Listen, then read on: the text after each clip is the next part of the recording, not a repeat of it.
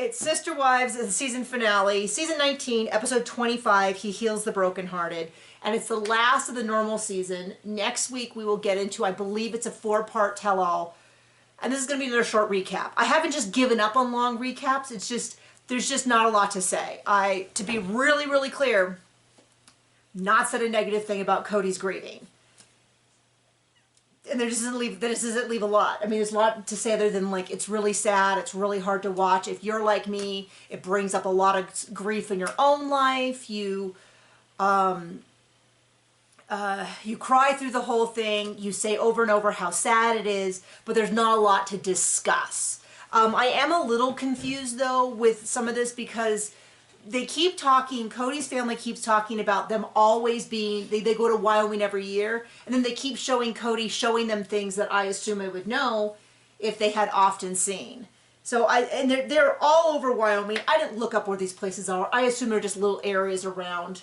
But we start off with, it looks like maybe they rented a house or a family member's house they're all staying at or something. So Janelle's whole family is there. I've seen people mention that they didn't see Dayton. I had said before in another place that the fact that we don't see Dayton to me doesn't mean anything. They know where the cameras are, they can hide. Many of the people, he could have not gone to any of the things. I'm not going to make an assumption one way or another.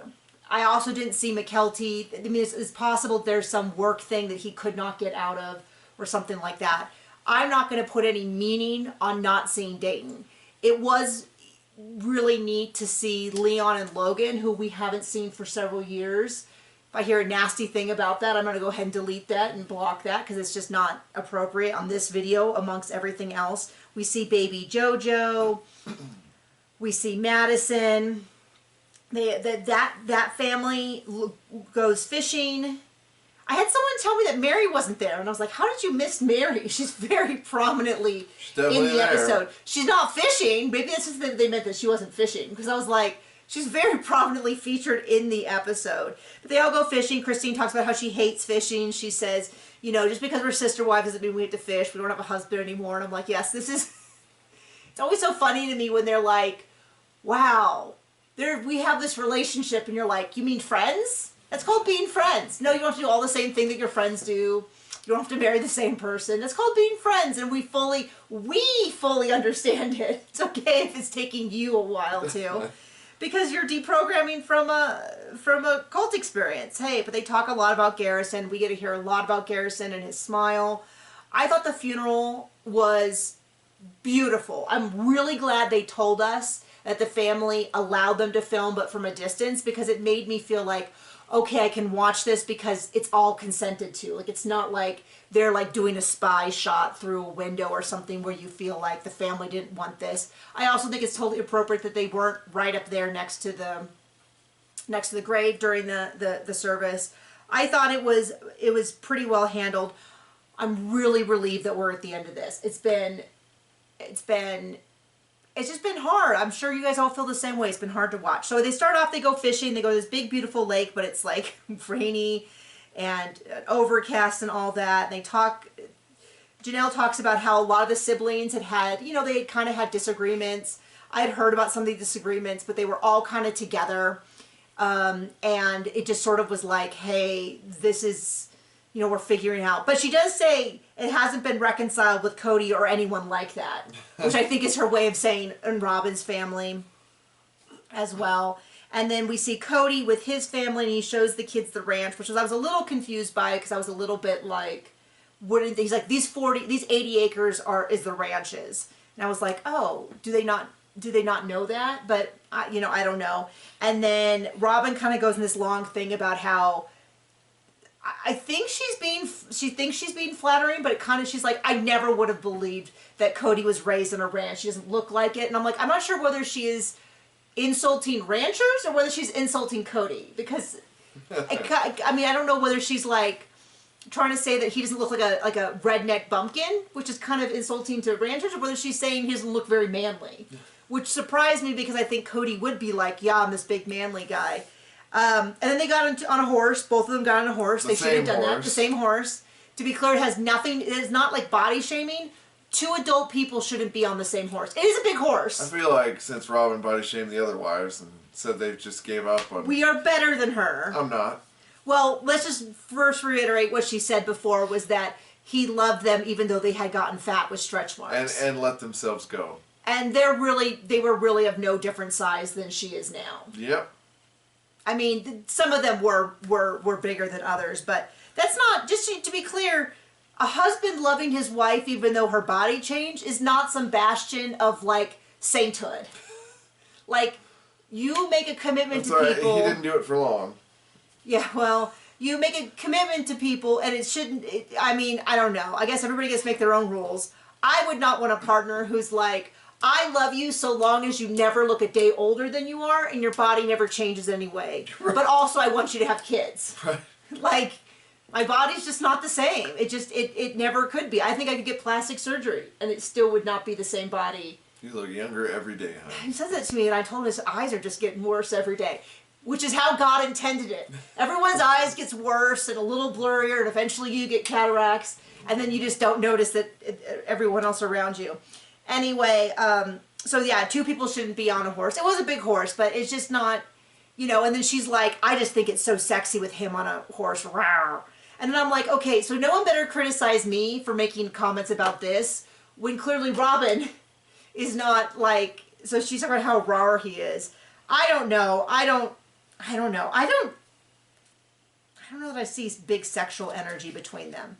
Anyway, we cut back to the fishing, and Christine and David are talking about how she doesn't like fishing, she doesn't like all that. And Janelle and her are talking about taking photos, and she's like, Christine, will you take more photos? And they're talking about how Garrison didn't like photos. And then Janelle was saying something like, you know, I was looking for this photo before Garrison died, and then just hit her, and you could see it like this wave hit her, and it's so realistic for how grief works. And I think everybody can relate to that. Like, you're going along, it's fine. You say, it tends to be like you say something or you think something, and then it hits you, and it's like all fresh again. And it was very poignant to watch, very difficult to watch. And it reminds me, I mean, we've all had that, like, my sister was saying that we needed to talk to my dad about something. And in my head, I thought, oh, well, we should have Greg there too, my brother. And I was like, oh, no, he's gone. That's why we're having this conversation. We're having this conversation because now that Greg is gone, we want to know what Dad wants to do with certain things. But in my head, I still was like, but Greg should be there. He needs this information too. And it was like, oh, wow. And it just hits you because, like, there's a part of you that does forget. And then you have to be like, that's right, everything that I've known as normal is now gone. And it's very painful. And so it was really tough to watch. And then Cody and his brother and his brother-in-law go and dig a hole. I was a little confused when I saw that in the bio. Dude, the first thing they show is just him opening the back of his SUV and unloading bunch of shovels. A bunch of shovels. And I'm like, that's usually frowned upon to bring to a cemetery. To a grave site. Yeah, a cemetery. When, but then he received permission to do it. And, and I was like, oh, okay. Well, when I saw it, and they were like, Cody dug his own grave, I was a little confused because I was like, the wording in the description, the episode description, kind of made it sound like Cody was just out there digging his... I was a little confused. But then, he explained, like, oh, I talked to people. And I was like, oh, duh, okay. No complaints there. It is hard to dig a hole. We unfortunately had to dig a tiny little doggy grave not too many months ago, and it is hard. And we had to dig not a grave, but it was a underwater wire for our well broke, and we had to dig a 5-foot hole, and it took us like a full day. Like, it's a lot harder than you think it is. You think, oh, a hole, like, because you're picturing like sand at a beach, and it's like, no, it's digging.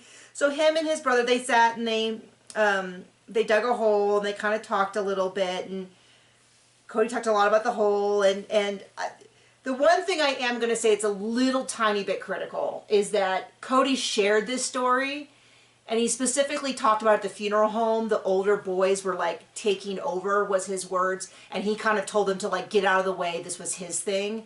And I wasn't crazy about him repeating that story because it sounded like he was criticizing. I assume he means like Hunter and Logan and maybe Peyton and stuff, but I kind of feel like everyone's grieving, and maybe, and I saw Logan at the funeral several times, like, reach out to his dad, and his dad kind of ignore him or kind of push him away. So I kind of felt like I didn't like that he brought up this story as though he was like, I was the first to hold him.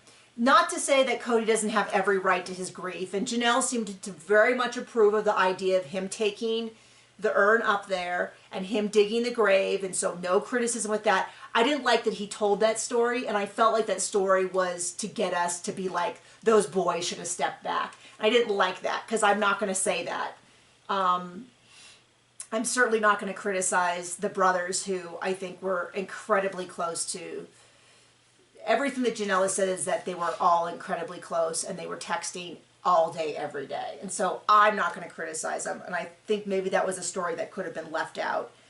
Although I was impressed, because Cody did say, he said I was the first to hold him, but he did acknowledge, obviously, that includes his mother as well. Like, we were the first to hold him. And I was like, yeah, she held him for 9 months, quite literally. So that's the one thing I will say, is I thought it was an unnecessary place to say that. But I was really glad that Janelle felt like it was appropriate for him to dig that hole. It seemed like his brothers that were there, brother and brother-in-law, had some really beautiful stories about Garrison and seemed to really know him. They talked a lot about the fact that her boys would spend summers up there working on the ranch. And so they knew these were, I mean, I remember both of them from early episodes, and them talking, Scott and Tim, and talking about, teaching the boys, and that they were a real mentorship relationship. And so that was really beautiful. They were there.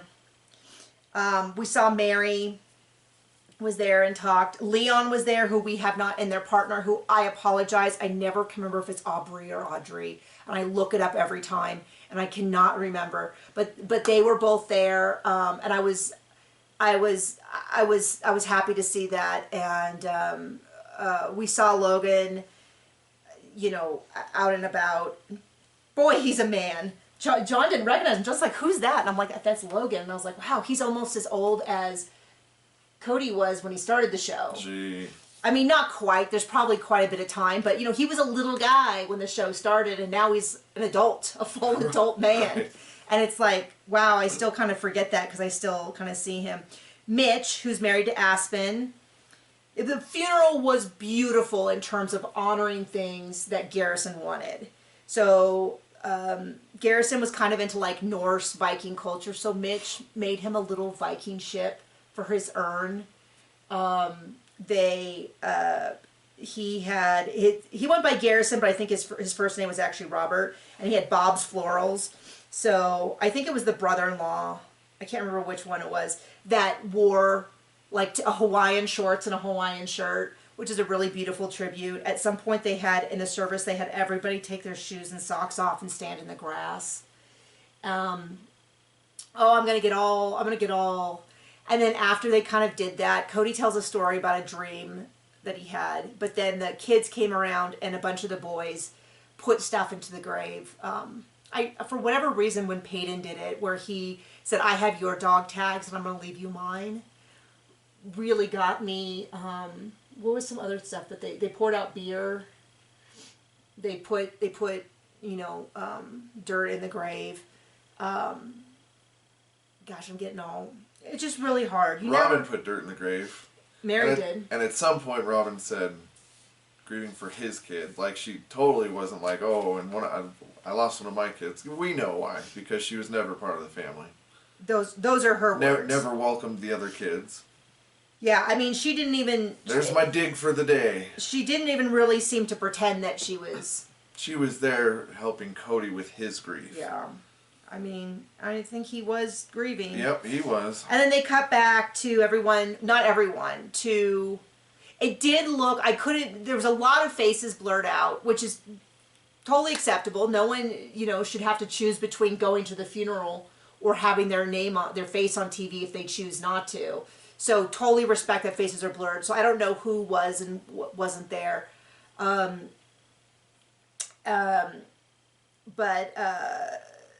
afterwards, basically it looked like everyone but Robin's family was at this house. Maddie was talking to Leon a little bit. Very interesting because she referred to her dad as Cody. She said Cody did this and Cody did that. And she did say something that I think I've heard many of them say, which is that she feels the worst for Robin's kids. And if I could give them a message, it would be that I apologize if anything I've ever done personally has hurt you. I have no hard feelings towards you. It's very likely that the kids wouldn't accept that because they take that if someone's mad at their mom, that it's their personal beef. Yeah, I mean, I'm just saying that's the reality. Through the mall, Robin's iron gate. Yeah, I mean, I just don't think, but, you know, and then Leon said, you know, same. And I was like, none of them should be mad at Leon, because if you can make all the accusations about the other kids not liking them, no evidence that was the case with Leon on anything we've ever seen. Now, I could make the case that the other kids didn't leave Robin's kids out, but for sure Leon was always Team Robin's kids. So anyway, and that was the episode, and that was the season, and that was such a hard season to get through, because it's like I feel I'm so sad for Garrison, but I'm still like, I want to know about Coyote Pass. This doesn't extinguish the fact that Cody doesn't seem to be wanting to give the women even a fraction of their share. Like, this doesn't negate it, and I get frustrated because there's still the issue of Cody's not speaking. Like, he even said, you know, there's all these people who don't want to deal with other people in the family. And it's like, well, it seems like everybody else is working through their stuff. And we just got quotes from the kids saying that they don't have an issue with Robin's kids. So you can't act like it's, you know, this non-issue, all of that. And then we're going to go straight into these one-on-ones. And they're going to be awful. And we already saw, you know, Robin being like, they can talk about their own relationships and keep my name out of their mouth. And it's like, I don't know why. It's like frustrating as a viewer because everyone's like, well, you can't say anything bad during this time. But it's like, it doesn't seem like it's stopping Cody and Robin with the tell-alls. So next week we're going right back into it. Never said a critical word about Cody's Grieving. The way that he's grieving or denying the fact that he's probably sad. But, you know, I'm not going to pull punches if next week he's talking about how much he hates the ex-wives. I'm going to call him on it. So anyway, I know these have been some short ones, but we're going to get back into a more normal season. It's never going to change the fact that there's always going to be one person missing from this family that's really sad. I don't know, I feel like I just sort of sputtered out toward the end. We're now, once again, a year behind. I think 11 months. I think 11 months behind. What I've heard is, so if they wait another year, we'll still be 2 years behind. But what I've heard, allegedly, is that it's going to come back in August or September, and then it'll only really be 14 or 15 months behind. I have no proof of it, so we'll see. So thank you for joining us through this incredibly difficult, long season, and we're going to see what the tell-alls say, which is going to probably just be rehashing everything else. Fun stuff. Bye.